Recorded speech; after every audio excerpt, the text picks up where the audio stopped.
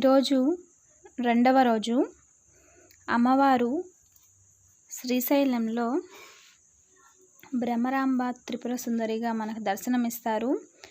ఆశ్వయుజ శుద్ధ విదియ నాడు అక్టోబర్ 18 విజయవాడలో మనకి అమ్మవారు బాలా త్రిపుర సుందరిగా దర్శనమిస్తారు. అలాగే శ్రీశైలంలో బ్రహ్మచారిణిగా మనకు దర్శనమిస్తారు. ఈరోజు అమ్మవారికి చేయవలసినటువంటి నైవేద్యం పులిహోర. ఈరోజు అమ్మవారిని బాలా త్రిపుర సుందరి అష్టకంతో పూజిస్తారు.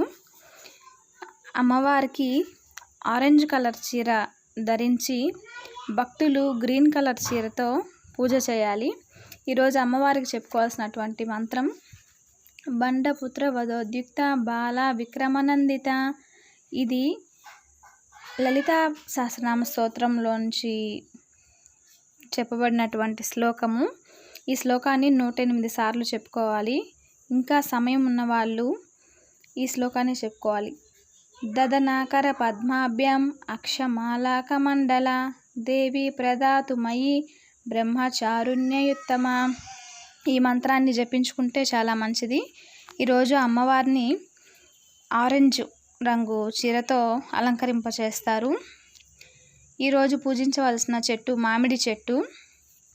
ఈరోజు అమ్మవారిని బాలా త్రిపుర సుందరి అష్టోత్తరంతో పూజ చేయాలి. అలా చేయలేని వాళ్ళు ఓం శ్రీ మాత్రే నమః అని 108 సార్లు జపించాలి. ఈరోజు అమ్మవారికి ఇష్టమైనటువంటి మల్లెపూలతో పూజ చేయడం చాలా శ్రేయస్కరం. నెక్స్ట్ వీడియోలో మళ్ళీ కలుద్దాం. అంతవరకు ధన్యవాదాలు.